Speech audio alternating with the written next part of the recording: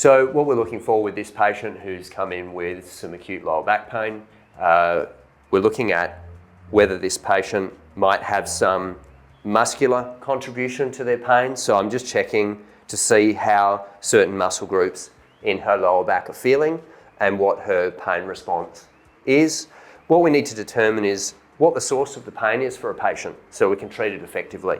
So we're also checking what her spinal joints feel like, whether they're stiff, whether they're giving her a pain response.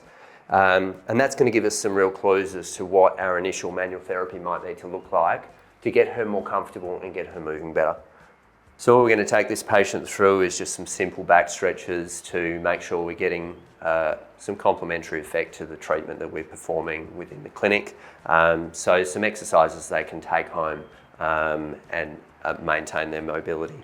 So I'm just going to bring that leg up and I'm going to get you to hold on to that knee, and we're going to bring that knee over.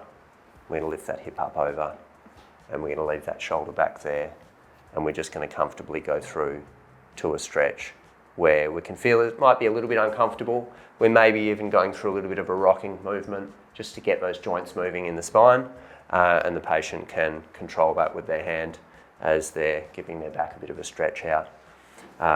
We might give the patient some hip stretches where you're taking hold of that knee with both hands, and we're going to bring that knee across to the opposite shoulder, and we're going to hold on to that, and we're going to feel that stretch in the outside of the hip.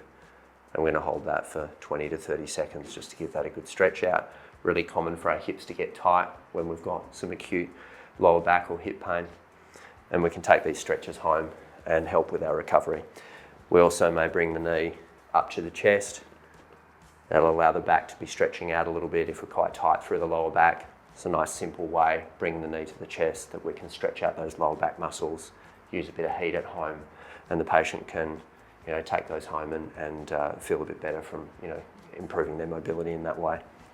As the patient's mobility starts to improve, we might do some more advanced stretches that they were too uncomfortable to do when they were really sore. If we're trying to improve their lumbar extension mobility, we might start with something like a cobra once they're improving.